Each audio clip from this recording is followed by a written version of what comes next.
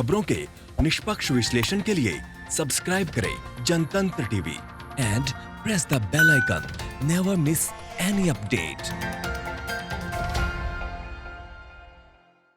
नमस्कार, आप देख रहे हैं बिहार का बाजीगर कौन और आपके साथ मैं हूं अंशिका पाठक।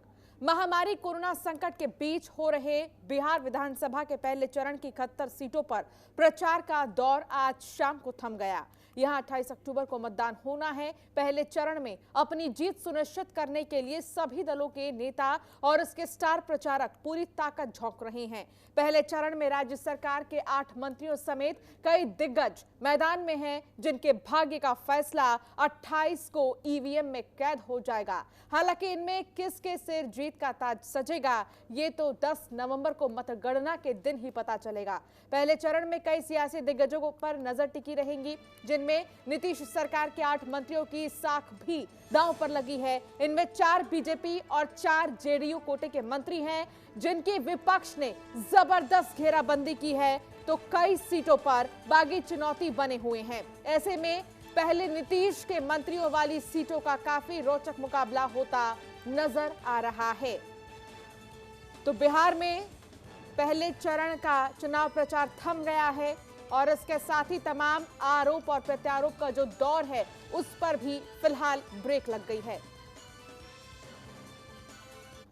तो बिहार के चुनावी घमासान में तीखे हमले देखने को मिल रहे हैं। एलजेपी नेता चिराग पासवान का जोश भी काफी ज्यादा हाई है। अपनी चुनावी रैली में भ्रष्टाचार, शराबबंदी से लेकर कई मुद्दों पर उन्होंने नीतीश सरकार को घेरा है। इतना ही नहीं, चिराग ने तो ये तक कह दिया कि अगर हमारी सरकार बनी तो नीतीश और उनके अधिकारी सलाखों के पीछे होंगे। तो बिहार का चुनाव नीतीश वर्सेस चिराग हो गया है। लगातार जहां चिराग पासवान सरकार को घेर रहे हैं तमाम मुद्दों पर, तो वहीं नीतीश सरकार भी जवाब देने में पीछे नहीं है। उन्होंने ये तक कह दिया चिराग पासवान ने कि अगर जीते तो नीतीश कुमार को जेल तक भेजेंगे और उनके अधिकारियों को भी। इस पर ज्यादा चर्चा करेंगे। हमारे साथ 2 खास मेहमान जुड़े हैं, संजय पासवान प्रवक्ता एलजेपी के और सुनीता बिंद प्रवक्ता जेडीयू की। आप दोनों का ही बहुत बहुत स्वागत है। मेरा सबसे पहले सवाल जेडीयू से होगा। सुनीता जी, ऐसा कहना है एलजेपी का कि अगर सरकार बनी तो सबसे पहले नीतीश कुमार और उनके अधिकारी को जेल भेजेंगे। भाई, ऐसी क्या गलती कर दी आपने? क्या आरोप लग रहे हैं आप पर?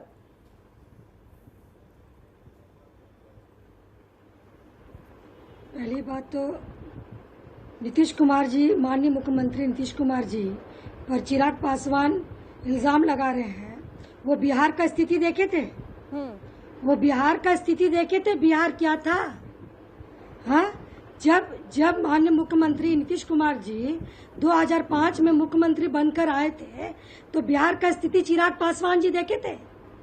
हाँ, उसको बोलते उन्होंने ये तो माननीय मुख्यमंत्री नीतीश कुमार जी तो नीतीश जी तो परिवारवाद पे नहीं रहते हैं, वो कार्य करने पे रहते हैं जी। और जितना भी बिहार में जो कार्य किए नीतीश जी, जो बिहार को जिस खड्डे से निकालकर उनको समतल बनाया गया है, और हर क्षेत्र में कौन सा क्षेत्र ऐसा नहीं है जिसमें माननीय मुख्यमंत्री जी ने कार्य नहीं किया। उनका संकल्प था, जब वो मुख्यमंत्री बने, उनका संकल्प था कि बिहार को एक हर फील्ड में उसको एक अच्छा राज्य बनाने का है। क्योंकि बिहार का जब तुलना होता था, मुंबई चाहे कहीं भी तुलना होता था, तो एकदम घृणा की दृष्टि से देखते थे। बिहार में जो आतंक था, जो जितना आतंक फैला था, हम लोग ही जब जाते थे, गांव पर जाते थे, तो हम लोग को रुकना पड़ता था। रात में रुकना पड़ता था, क्योंकि रात में हम लोग निकल नहीं सकते हैं। इतना वहाँ उतना हत्या होती थी। कब लोग को ये रहता था कि अगर हम रात में निकलेंगे तो हम घर पहुंचेंगे कि नहीं पहुंचेंगे। माँ बाप लोग बोलते थे बच्चों को, चाहे अपने जितने भी अपने परिवार को, कि तुम लोग जहाँ हो वहीं रहो, ठीक है, उससे तुम लोग बोर होगा तब तुम लोग घर आना।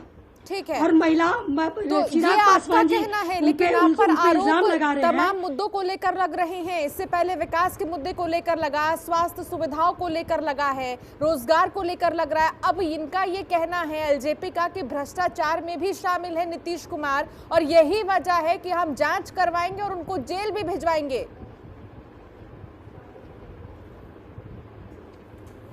चिराग पासवान जी सिर्फ खाली उनको बोलना आता है, करना नहीं आता है। वो देखते हैं, कंपेयर करते हैं, और जहाँ माननीय मुख्यमंत्री नीतीश कुमार जी को उन पे इल्जाम लगाते हैं कि उनको वो भ्रष्टाचार किए हैं और उसके बाद हम लोग इस पर छानबीन करेंगे और उनको जेल पहुंचाएंगे। अरे पहले चिराग पासवान जी, पहले आप सत्ता में तो आइए, आप सत्ता में तो आइए। ठीक है, इसका जवाब ले लेते हैं। संजय पासवान हमारे साथ जुड़े हैं, एलजेपी के प्रवक्ता। ठीक है सुनीता जी, इसका जवाब ले लेते हैं। संजय जी, पहले सत्ता में आइए और फिर तमाम बातें कहिए।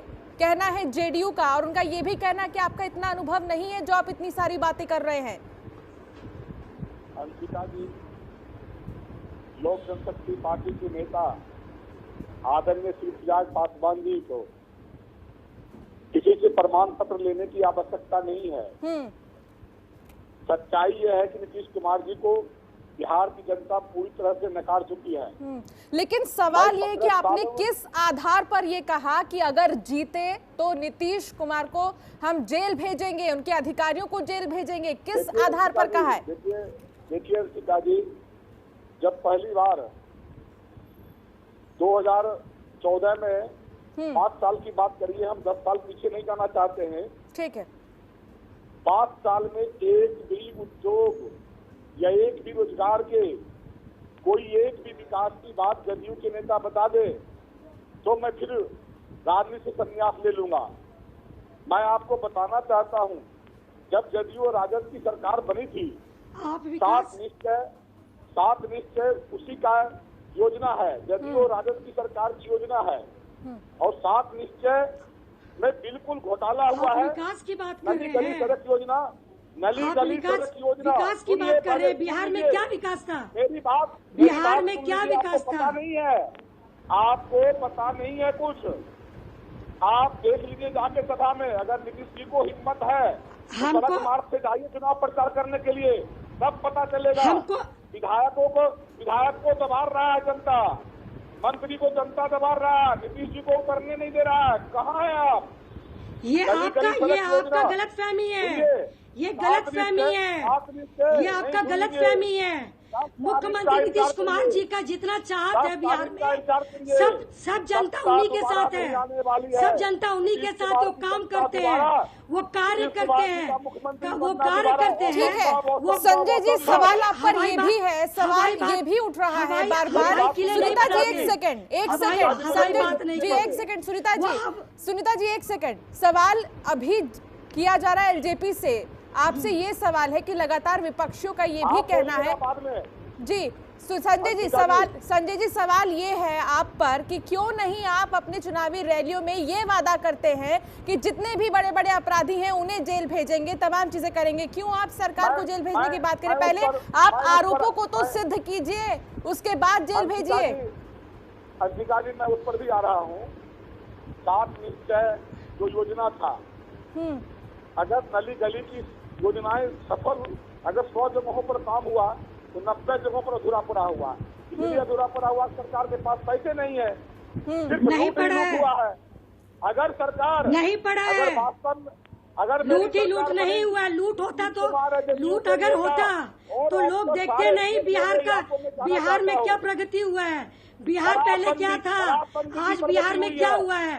ठीक है, लेके नाला, ठीक है, मैं आप दोनों को ही रोकना चाहूंगी, मुझे एक छोटा सा ब्रेक लेना है, मैं आप दोनों को ही रोकना चाहूंगी, लगातार ये चर्चा जारी रहेगी।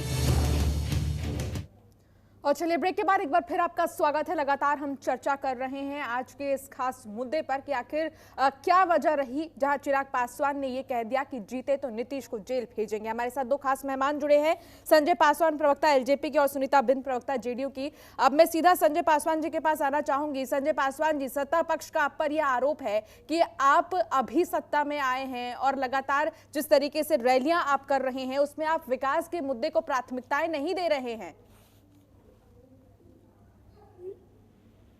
लगभग 1 साल से हम और हमारे नेता आदरणीय Shri Chirag Paswan ji Bihar first, Bihari first vision documentary को लेकर पूरे बिहार में प्रत्येक जिलों में दौरा किया था। हमारे नेता का मिशन है कि बिहार को देश में 1 नंबर स्थान लाना। एक भी पलायन, मजदूर पलायन नहीं करे बिहार से, एक भी छात्र छात्राएं बिहार से बाहर पढ़ने जाना ना जाए, हैदराबाद, मुंबई, दिल्ली, पंजाब, हरियाणा नहीं जाए, एक भी बीमारी दिल्ली के एम्स में इलाज कराने ना जाए। हमारा ये लक्ष्य है कि यहाँ सारा चीज वो सब मौजूद हो, जो एक भी मजदूर दूसरे राज्यों में काम करने ना जाए, दूसरे राज्यों में हमारे छात्र छात्राएं पढ़ने ना जाए। हम विकास की बात करने चले हैं और विकास के मुद्दे पर चले हैं।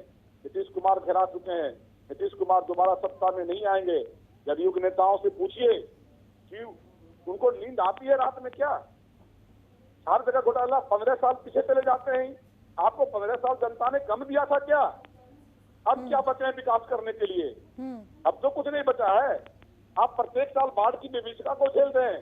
बारिश होती है 2 दिन, पूरे पटना जलमग्न हो जाता है। लोग नाव से सफर करते हैं। बिहार के उप मुख्यमंत्री सुशील कुमार मोदी खुद नाव से चल के दूसरे डेरा में जाकर रहने जाते हैं। क्या ये कम है? क्या विभीषिका को, बाढ़ की विभीषिका को हम ये क्या अभिशाप मान ले? क्या करें? वर्षा को क्या मान ले? कहाँ गया किसान, कहाँ गया कृषि? रोज अपहरण, रोज हत्या, बलात्कार हो रही है। जदयू के नेता कहते हैं कि जो हत्या हो रही थी 15 साल पहले, परसों भी शिवहर में एक प्रत्याशी की, जो राजनीतिक दल के प्रत्याशी थे, उसकी हत्या हुई है। क्या कहते हैं आप? हर जगह अफसरशाही भरा हुआ है। जदयू के एक कार्यकर्ता पैरवी नहीं कर सकते किसी जनता का थाना में सीधा सीधी, उनका कुछ नहीं चलता है। पूरी तरह से जनता नीतीश कुमार को नकार चुकी है। अब दोबारा सत्ता में आना एकदम असंभव, असंभव, असंभव। ठीक है, ठीक है, जवाब ले लेते हैं। सुनीता बिन जी, कहना है संजय पासवान का कि जब भी आपकी खामियां गिनाते हैं तो आप 15 साल पहले चली जाती हैं। 15 साल में पहले क्या किया वो बताइए ना।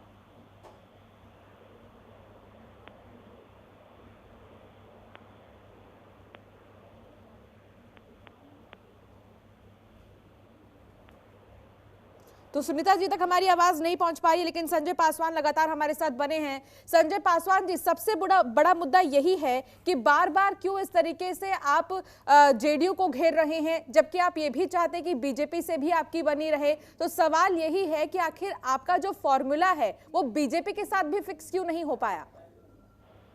देखिए अंकिता जी, केंद्र में मेरा मजबूत गठबंधन भारतीय जनता पार्टी के साथ है।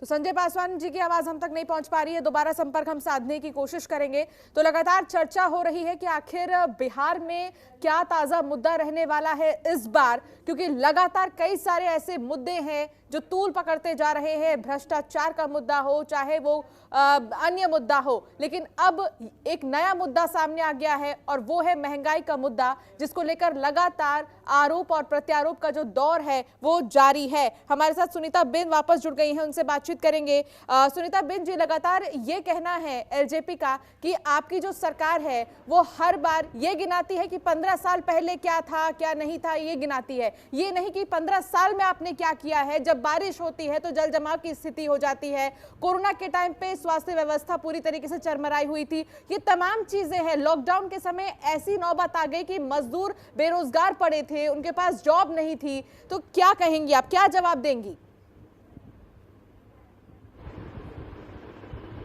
देखिए, चिराग पासवान जी कहते हैं कि बिहार फर्स्ट और बिहार, और जहाँ तक आपका कहना है कि वो कहते हैं आप कहते हैं कि आप 15 साल पीछे क्यों आ जाती हैं। 15 साल पहले जब बिहार के मुख्यमंत्री नीतीश कुमार जी बिहार के मुख्यमंत्री ही थे, तब हमको बताए ना कि बिहार में क्या था। बिहार में क्या था? बिहार में कुछ भी नहीं, मतलब कि ऐसा कुछ भी नहीं था। वो तो हम लोग भी देखे हैं, तो उसका कंपेयर हम कैसे नहीं करेंगे? 15 साल रहे, 15 साल में बिहार को आगे बढ़ाने के लिए हर तरह का योजना का प्रयोग किया गया। संजय पासवान जी, जवाब दीजिए। तो आप सरकार में अरे पहले आपको अपने परिवार, ठीक है सुनीता जी, ठीक है सुनीता जी, ठीक है, जवाब ले लीजिए। संजय पासवान जी भी हैं हमारे साथ इस डिबेट में, आप जवाब सुन लीजिए। अंकिता जी, मैं जदयू के प्रवक्ता से सुनीता जी से सिर्फ इतना सुनना चाहता हूं और बिहार की जनता सुनना चाहती है कि विकास क्या हुआ ये तो बता दें। अरे शराब पूर्ण रूप से शराबबंदी हुई, होम डिलीवरी हो रही है, क्या इनके विधायक शराब पी के मौज नहीं कर रहे हैं? नहीं सुनिए, बिहार में पहले इतना शराब चलता था कि हम लोग होम डिलीवरी हो रहा। सुनीता जी आपकी जानती है, झांकने का कोशिश मत करिए। हेलो, होम डिलीवरी हो रही सुनीता जी। हाँ हम जवाब। तो सुनीता जी की आवाज हम तक नहीं पहुंच पा रही। फिलहाल दोनों ही मेहमानों को बहुत बहुत शुक्रिया इस तमाम बातचीत के लिए।